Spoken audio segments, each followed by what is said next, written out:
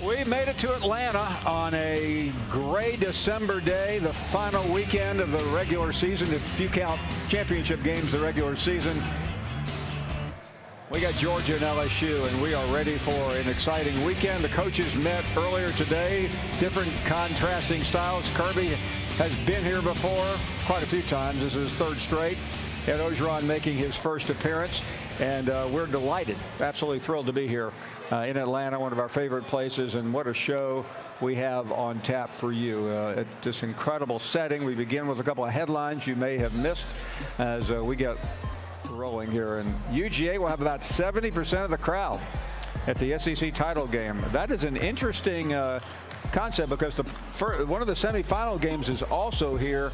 And if it turned out that LSU is playing Georgia, the game would not be here. It would give Georgia an advantage. But Georgia will definitely have the home field advantage. But LSU may have the better team, according to the Vegas odds makers. We are going to try to squeeze in as many calls as we can, but we got a lot of guests, and I'm going to share some of them with you right now. We start off with Ray Perkins. I covered him as a young man. He was pretty young too. He left the New York Giants to go to Alabama to replace Bear Bryant. Vince Dooley, the legendary Coach Chizik, and Doering will break the game down. The commissioner of the SEC, Greg Sankey, talk about the great success this event is. He'll be with us in a few minutes. Tebow, of course, has played in this game a few times. Javon Curse and Carlos Dansby, two legends. Matt Stinchcomb, who went in the Hall of Fame a year or so ago, will drop by as well. And think about this. In the 5 o'clock hour, Jeff Foxworthy. I don't know if we've ever been more excited about a guest than this one. He will be with us for a while. He's an Atlanta native and one of the funniest people in the world. Scott Rabelais. Probably not nearly as funny as Jeff Foxworthy, but he'll be with us as well. And what about the final hour of the show? Oh, my goodness. Ric Flair is going to drop by. Mike Griffith. Maybe we can get Ric Flair to body slam Mike Griffith. Anybody up for that? I am. I have to tell you, I mean, I've done this now. We've done this show every year. I've been doing this show when we were back on radio, when we were only on radio. Now that we've been on TV, we did a show here during 2014, even 2013, even before the SEC Network launched. And I have not heard more buzz about a single guest than Jeff Foxworthy. I mean, I told my wife, and she looked at me like, "Are you serious? There's no way he's doing your show." I said, "We got good producers." Danny Bram and Mark Kubiak. Mark Kubiak even made it out here. I don't know if we have a camera to show him over there in the director's outfit, but Danny's back in the Danny's back in the captain's chair in our studio, and we've got a lot of guests, including Vince Dooley and Ray Perkins, two legendary coaches who will be with us shortly. Why don't we try to get a couple of calls in? No, there's not going to be a lot of time, but let's start off with Marty in Louisiana before we get to some of the legends of this event. Marty, go right ahead. Hello, Paul. Thank you so much for taking my call. Thank you. I have been listening to you guys for years. First time I called, it won't be my last. Thank you. I know you're pressed for time, so I'm going to go quick. I want to just tell you, first of all, that I've got family graduated from Georgia, LSU, Bama, and even South Carolina. And one of them, my goddaughter's husband's father, who was a strict Georgia fan, man, passed away this year. And I just wanted them to hear that I spoke to you and mentioned his name, Benny Watson. Oh, wow. Awesome person. And, Paul, I want to say, too, that I don't know if you've ever done it. Well, first of all, let me tell you this. LSU, needless to say, I bleed purple and gold. And I love the thing I'm hearing. I got a lot of respect for Georgia. You're not hearing any trash talk from down here, buddy. If they bring their defense to play our offense, and they're both on a roll, you're going to see a hell of a game. It's going to be awesome. Well, Marty, thanks for mentioning your friend, and I'm sorry he didn't make it. I know how much he would have enjoyed this event. And thanks for saying that, Paul. I appreciate it. One last thing, I'll let you go. I don't know if you've ever done it before, but have you ever done a compilation show of the best at the end of the year? If you haven't, wow, I think you should. That's an interesting idea. I've done two volumes of my articles when I was a writer, and it was so much fun to do. I'll talk to the guys here because, I mean, one thing on this program over almost 6 years, we have so many amazing moments, but even this year, I'll get to work on that. Thank you very much for the call. Thank you, Paul. All the best. Have a good holiday. You bet. Thank you so much, sir. Daryl, is that right, Daryl? Daniel, I'm sorry. Got Daryl on my brain. Daniel is up next. Daniel, go right ahead. Paul, I want to just tell you, earlier this year when you went to the University of Tennessee and you did that segment with those three outstanding young people, it was really one of the more interesting things I've seen in a long time. Daniel, if you'll allow me 1 second, I cannot tell you what that meant to me, and I know that people are going to start cringing that I'm about to wax poetic, but when you can be reunited with people who did something that you did 35, 40 years ago, I can't tell you how special it was. It may have been one of the most special moments of this year for me, and I deeply appreciate you mentioning it. Thank you for the call. And I hate to run. We have a couple of very prominent guests waiting, and I do not want to keep either waiting. They're two of the legendary coaches in this league's history. Ray Perkins, I mentioned, he succeeded Bear Bryant at the University of Alabama, and Vince Dooley, who they're still trying to replace and succeed at Georgia, trying to win a title since 1980. Kirby Smart hoping to do it this year. We'll take a break. We're live in Atlanta. What a show we have on tap for you. So, it's not just, the fans that are, watching us play football, but I mean, I guess everyone outside of the SEC, and I've had a lot of head coaches from, teams that we've played, get in contact with, us too, and wishing us well. So it's been really awesome. I've had conversations with Coach Saban, and, kind of what I said the last time, on TV with Kirk Herbstreit is pretty much the same thing Coach Saban told me. And, those are the two things that, I felt I needed to take into consideration. And it's something I still need to sit down and talk to about with my family. Haven't really had that opportunity because of the rehab that I need to go through, and then I'm still trying to finish up my school here. I want to play, anytime. I've played hurt many times, over the course of, 2 years that I've been the starter here. But I'd like to say this is just a totally different situation. This is a unique situation. This isn't something that I can rush, if I want to play to my full potential, I know that I can't just come back and play on it as if it were my ankle. So it's just something that I need to take into consideration. And, I think a lot of, what you just said, me wanting to play, I think a lot of that has to go into my decision making too, as to whether I stay or leave. This is probably going to be the biggest decision of my life. This is where I seek advice from, what I believe, and it's where I seek advice from my parents. But truly, at the end of the day, the decision comes down to me, whether I feel like it's right for me to stay, whether it's right for me to go. It's just a really, really big decision, man, and everybody just wants to know. So that's what makes it even bigger, I'd say. Yeah, that was in Tuscaloosa yesterday. Oh, was it? Yeah. We welcome you back. We're live in Georgia, and I am really looking forward to this next segment.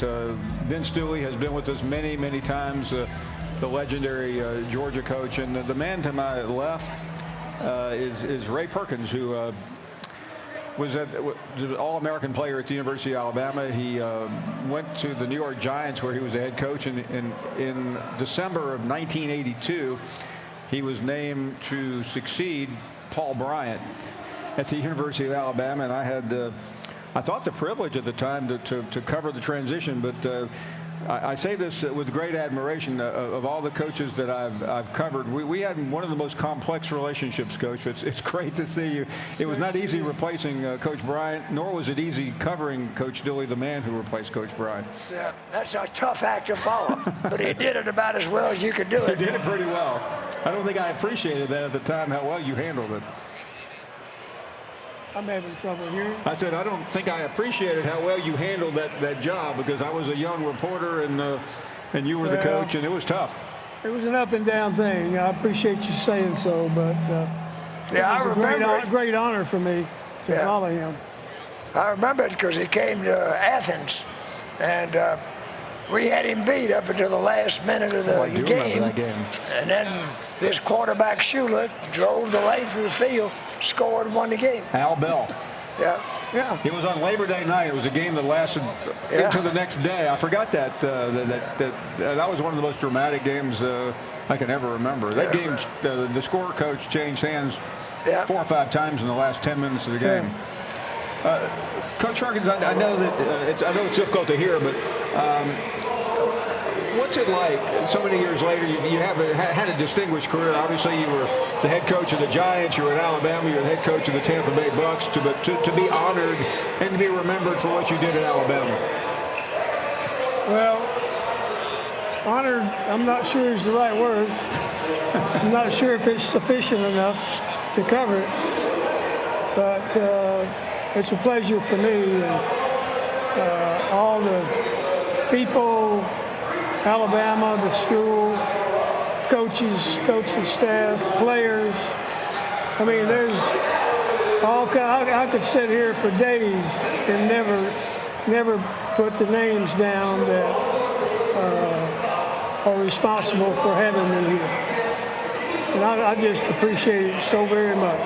And I want to say one thing. I think it's often overlooked about your tenure at Alabama, and you were the athletic director at Georgia as well, so you can relate to this, Coach Dilley. But you made a lot of changes at Alabama that really helped the university go into the next era. I mean, in terms of building, in terms of capital expenditure, it was a very dramatic 4 or 5 years. Not only as you as the football coach, but as the athletic director. Well, as the athletic director, you tried. You work with what you got. And you try to get more. It's kind of like recruiting. You got to work your tail off to get it going. And when you can make a deal, you make a deal. You know, it's not a lot different from any other kind of business, just a little bit. Coach Dilley, I think it's so interesting. You guys were both the head coach and athletic director. You don't see that anymore. Well, we're probably the last of the Mohicans in that respect. Yeah, you know, it very seldom does that happen. But in my case, I was fortunate that I'd been at a place 17 years, and I knew what it needed. So during that period of time, I had accumulated good people on both sides of the ball, so to speak, both assistant coaches and administrators that enable us to have probably the best little era that we ever had during that time. I want to ask both of you, because today, I mean, it's so much big money. And Coach Perkins, I mean, you were, I think you left Alabama to go to Tampa Bay. It was the biggest salary at the time in NFL history. And it kind of opened the door for the explosion of salaries. I mean, I've asked you this before. I'll ask you again, just for those. You were paid what? Your first year at Georgia as a head coach, what were you paid? Well, my base salary was $12,000, but I had a TV contract, $100 a show on a one-year trial for 10 shows, so it wasn't just the base salary. Yeah, every time that the salary surveys come out in the newspaper, I have to hide it from my wife, because she gets mad every time she sees what everybody's making. She wants you to go back. And more, yeah, she said, go back for 1 year and get fired, and said, you'd be great, set for life. And I don't know the answer to this, Coach, because even though I covered it, I doubt seriously you cared what the salary was when you got the job at Alabama. That was just such an interesting position. No. when I got the job. Yeah, well, yeah. I've already talked about what happened 4 years later. Right. And for those who obviously were way too young to know what we all know, but you took over that program. Coach Bryant was still alive, and then tragically he died a couple weeks later. That had to be tough for you to deal with the stark nature of not only replacing him but losing him as a mentor. He was your coach. Well, first of all, you used the term replace. You know, I've never thought I could replace him, certainly, or anybody else for that matter. But it was kind of tough, to say the least, going through a few of those early months. But we had a lot of good people, and I know we don't have time for me to name them now, but we had so many people that knew what they were doing or had good ideas or whatnot, and pulled us through. And the way I can remember it was nothing but great times. I have to ask you this, because you were an incredible wide receiver. You went on and played for the Colts in the NFL and were considerably good there as well. But, I mean, you played in an era where Joe Namath and Kenny Stabler, Steve Sloan were all at the University of Alabama. We just saw Tua Tagovailoa in a clip. Where would he rank among the great quarterbacks you've seen at Alabama or anywhere for that matter? Tua? At the top. All the way up there with Namath and Sloan and Stabler.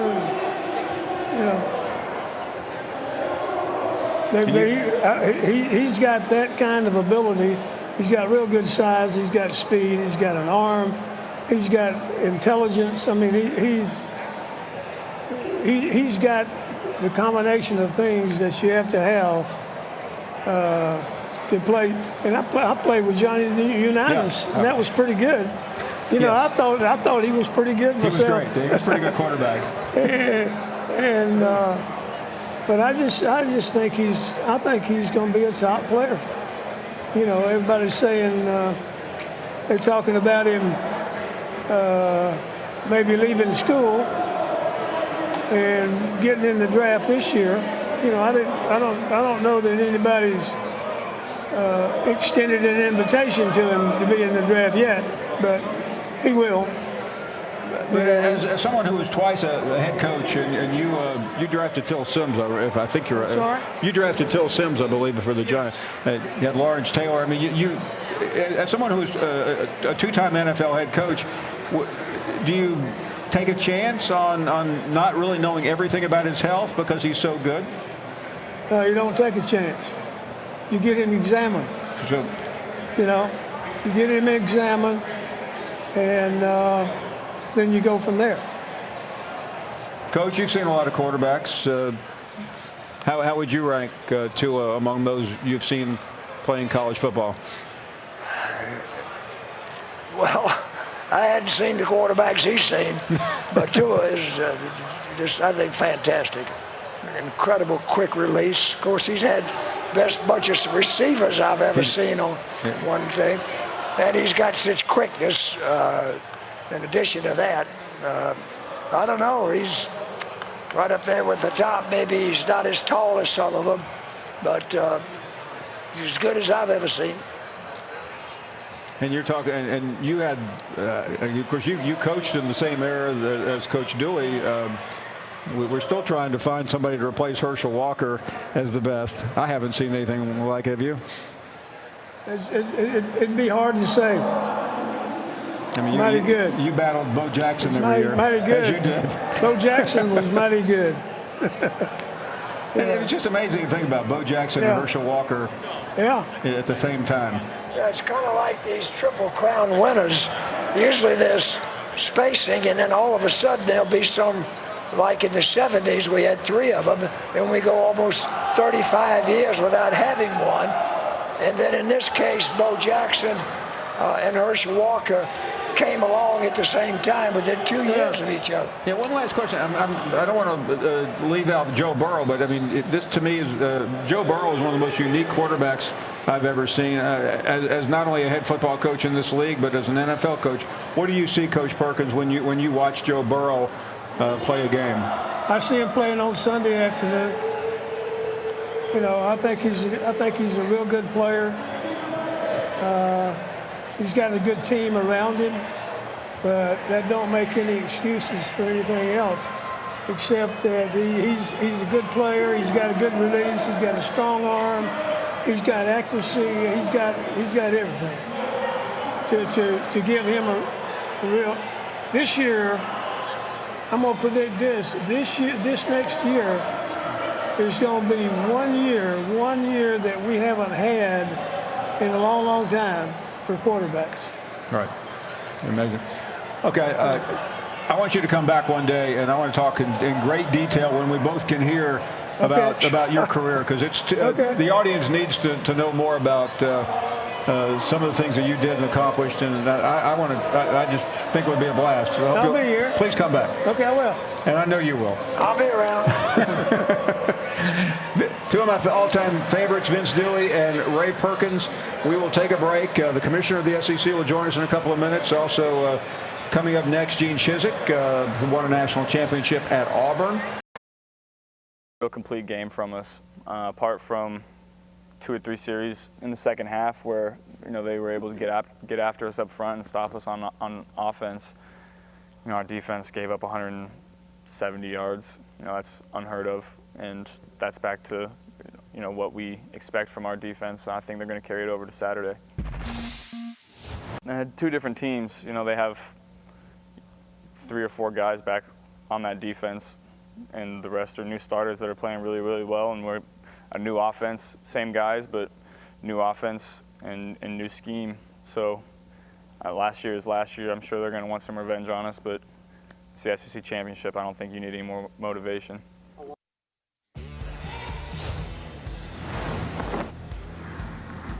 Welcome back. We're delighted that you're here, and we have more just incredible guests. This is one of the best days of the year, and our guests right now are the former All-American receiver at the University of Florida, Chris Doering, and the national championship winning coach at Auburn in 2010, Coach Gene Chizik. And Chris, I want to take umbrage, first of all, with our booking to have to follow Coach Dooley and Coach Perkins. That was tough. Couldn't be any worse. Who did that? Have to follow that.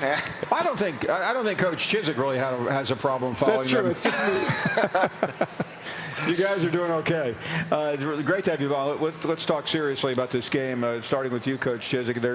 Everybody's trying to figure out where the edges are. We know how great LSU is. How does Georgia win this game?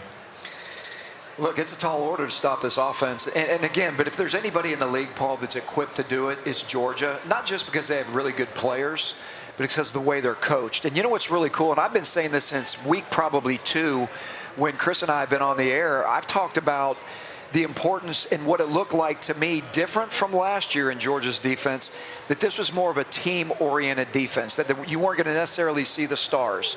But you were seeing a team that I thought together collectively was playing great defense. And that's what great defense is. There's a saying out there, Paul, that says the star of the defense is the defense.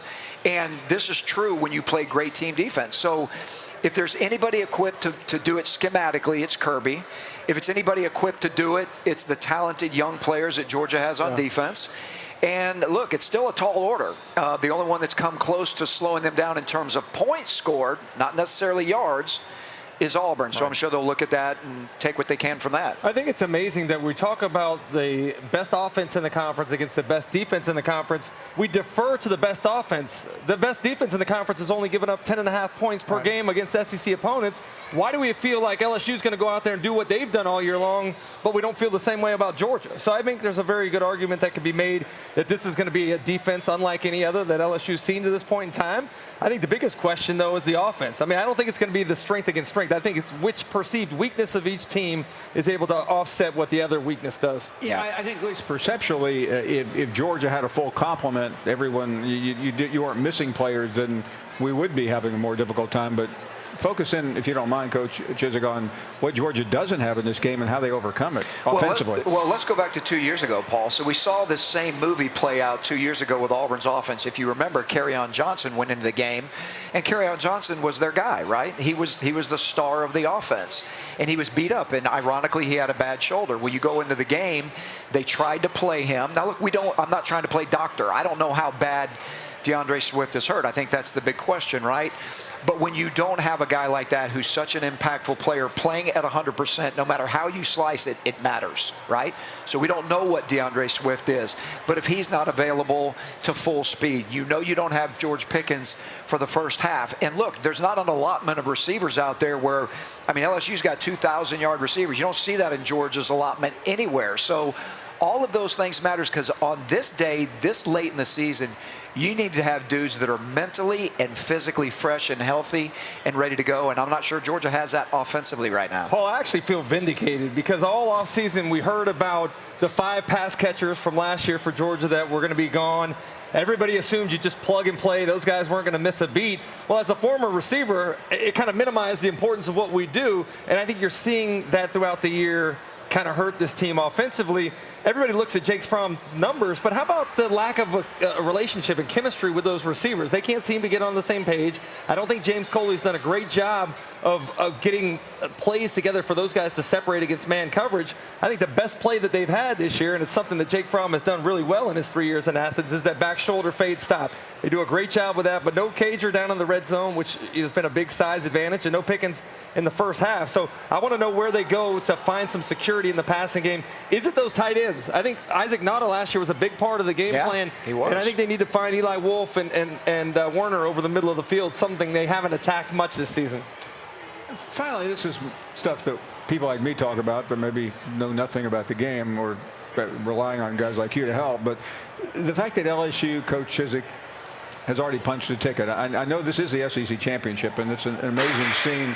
And Coach brought them over here a little bit early to try to acclimate them. But when you have a team that's already clinched, how do you press them into finding an edge? You know, Paul, I think they're here for a reason because they've been able to block out distractions, first of all, right? And look, this started, 6-7 weeks ago, the Heisman talk of Joe Burrow, which normally at that time of the year when you have breakout games, and certainly he had those, that talk starts coming, right? That the players start hearing it. Well, they've been able to block that out because you hadn't seen a drop-off. They've played in so many enormous games, starting with the Texas game, then the Auburn game, or the Florida game, the Auburn game, the Alabama game.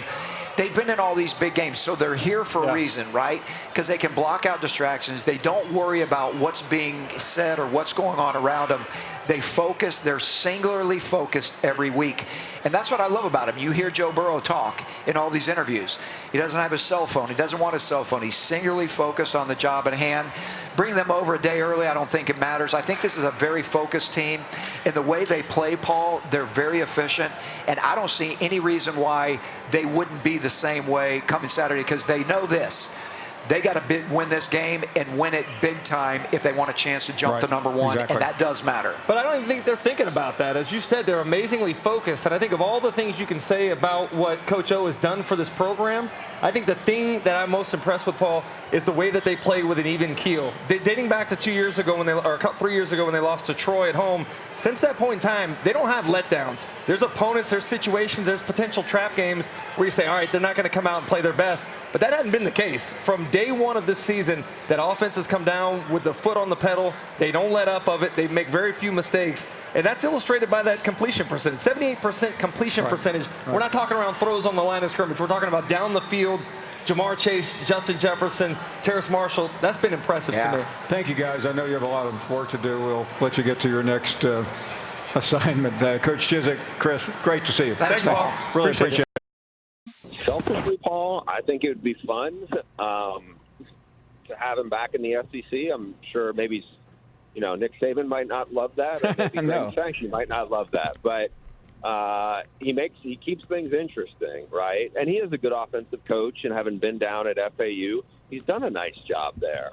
I think the question, and look, Hunter Yurchek, who's the AD at Arkansas, he was the AD at Houston, who was close to hiring Lane back then before they hired Major Applewhite. I think the challenge is there is, are you how comfortable are you with Lane as the head coach?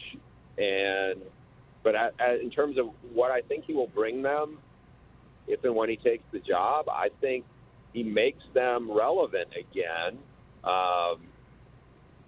And now, can he build an offense? And I think he can recruit. I think it would be a really interesting hire.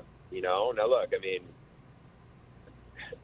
he keeps it interesting. I mean, he really does. And I think that, if you're an AD, you know what you're getting into. And I think you kind of make sure you got everybody on board with, hey, this is how Lane's going to be, and this is what we signed up for, and we'll go from there.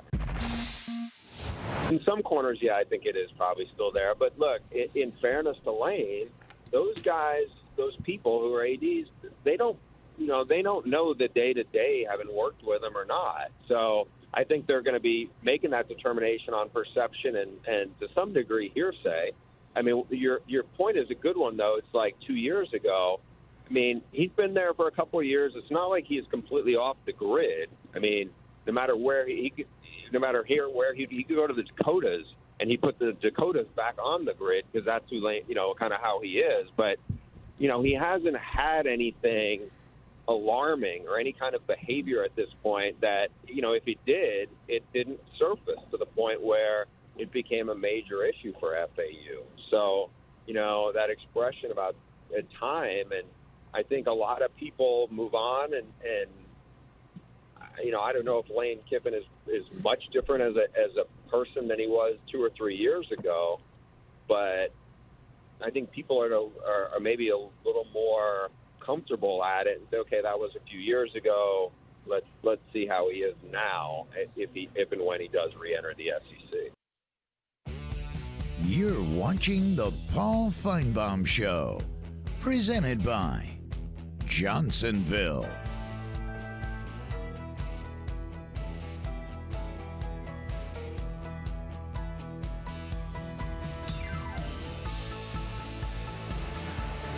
Welcome back to the program. We're live in Atlanta. Just an amazing event here, and the man who has a lot to do with this event, he's only the commissioner of the SEC, Greg Sankey, joining us here. And Commissioner, I have to ask you this every time one of us, and I include myself, start pontificating and calling for an 18 playoff, I do think about this could be lost, and I know that's something pretty near and dear to your heart. I've heard you pontificate about things from time to time. Yeah, and I've told my colleagues how important this game is, and I think they understand that reality. We were, in a way, over the history of college football, a little late to the party. The importance of the Rose Bowl, I think, is something we respect for our Big Ten and Pac-12 colleagues, and this is our Rose Bowl level event where we bring people in from all of our campuses. Our student athletes point to this championship game, and last year we had a better TV rating than the CFP semifinals, so it's important regionally and nationally. It's pretty amazing when you think about it, and I mean, obviously, I would expect something similar tomorrow, but we only have 2 of the top 4 teams in the country and playoff berths at stake. I guess it is a play. It's a playoff game. Of course it is. Let's go back to October 26th. Auburn's at LSU, and even before. And I'd argue that every week along the way, we had essentially a playoff game. And not everybody's eliminated at that point in mid-October, but the level of intensity, the competition, and the importance of the games nationally were essentially playoffs. And, that's a debate about why 4 works, why it respects the regular season, what happens with 8 to bowl games, to conference championships games, and to that regular season. I think we're proof that what we do really works. So here we come down to this weekend, and it seems like we're always talking to you about the possibility of a second team. And we're doing it again. Georgia could probably take care of that. Not to be greedy, but 2's pretty good. It is. It's a first world problem, as they say. In fact, I woke up 2 years ago when Alabama and Georgia both participated in the playoff and the national championship game right down the street. And you wake up and your mind's going, your stomach's like a little bit tight because you're wondering what's going to happen. And I thought, to have the opportunity for 2 to be considered, I shouldn't be uptight. Whatever's going to happen will, as they say. And by comparison, that's a pretty good spot. I am interested because there's so much debate, and it's an endless debate, and I'm sure this is part of the design. But I always wonder with some of these other leagues, it almost seems like they're getting more of a pass if they have one loss. And you look at the teams in the SEC, and there's no avoiding losing because they're all so good. Yes, that literally, I'm agreeing. That literally, that representation of like 6 straight playoff games, now a 7th, and there are really multiples of that in our league. When you see the size, the speed, and again the intensity, it's incomparable. In fact, I shared it at dinner last night. Kathy and I went to an NFL game the day after Auburn LSU, and the light bulb came off that what we do in the SEC, certainly in football, and I'd argue in basketball and through the season, is the most intense athletic competition. Maybe not a perfect spectacle, but the intensity, the level of expectation is incomparable at the collegiate level or at the professional level in this country. We briefly talked off the air about this season, and this is the longest season in college football history. It started way back in August, not the end of August, but with week 0, and it goes into January 12th. As for someone like you who's dealing with the issues that we see and talk about every day, but as well as contemporaneous issues that you occasionally, how do you survive's not a really good word, because I've read about your workout techniques early in the morning, but how do you get through it? Survive is a word, actually. Mike Slive gave me a really good piece of advice. He said, when you get into football season, there's a flow. So it's that first summer, and it was like everything every day, and he said football season provides a flow. And probably not as much this year, just the intensity. Football never stopped. But, Monday, Tuesday, you have issues to deal with. And then Wednesday, Thursday, Friday, try to deal with the future. And all of that happens at the same time. But, I'm going to lead with issues. But, college football playoff discussion. This is your interview list, right? What are you going to do with scheduling in the future? We have name, image, and likeness and governmental issues that are emerging in a whole new way that we've talked about for a period of time because there's been litigation taking place. The great thing is through all of that, the football's been outstanding. The focus, the intensity, the TV ratings, the CBS game's up basically 40% year over year, which is enormous in this time of kind of digital disruption. So among all the challenges, there's this weekly good story, but it's a grind. And speaking of the CBS games, and I know it's a subject that this is probably not the forum to negotiate, but there is a lot of conversation about that everywhere. I know when the contract ends, but when can those of us who watch these things on a minute-to-minute basis be looking for some white puffs of smoke? Yeah, we have 4 years left on our CBS agreement. It's obviously been a decades-long relationship and is important to our conference.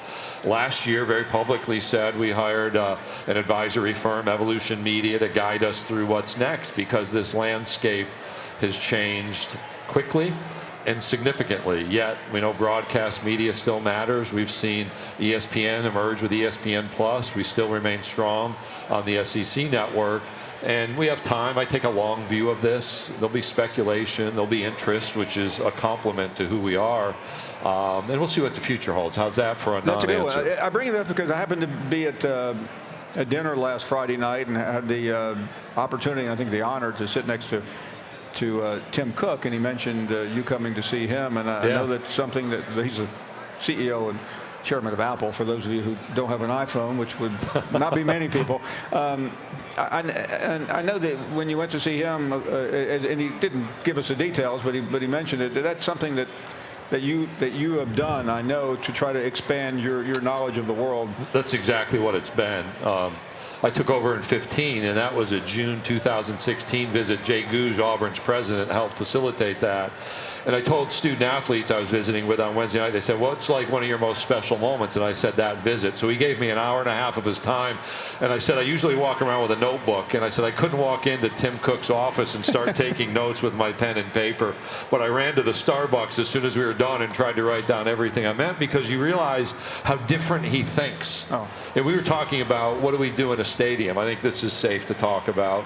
And I realized, like, we think about concession lines and let's put TVs up so while you're in line to buy popcorn, you can watch the game on the TV. Tim Cook thinks about no lines and how do you accommodate people where they are.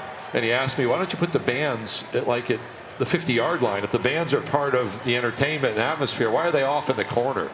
And just things that was a really fresh perspective, but it was part of an effort to learn. I've done that with other media leaders over the last 2 years. They just say, I don't have anything to sell right now, but what do you see coming in the future? And that's like a PhD level from a practical standpoint and what's going to happen in the future. Well, I would like some video and audio of that meeting if they were running a tape in Cupertino, California. Commissioner, I know this is an incredible weekend, and tomorrow will be one of those very, very special days. So, and what would, just in a couple of seconds left, what will you? How do you consume the day tomorrow? I start with a family breakfast. I spend an hour and a half with all of our student volunteers to give back to them, talk about my career, decision points. I have some friends and family with me, and part of the game, I will walk around. I'll start out on the field for kickoff. That's like my best moment, and then you go around and visit. I don't get to watch the game much, but it's the loudest venue in which I see a game. Each of the 3 years we've been at Mercedes-Benz Stadium because the crowd is intense the whole time. And one of my favorite parts of this interview every year is to get to see your parents from upstate New York. They are very special people. So my dad's here, and I was told he just wants to meet Paul. He just wants to say hello to Paul. So we checked the box. You did well raising this young man. Thank you, Commissioner. Thank you.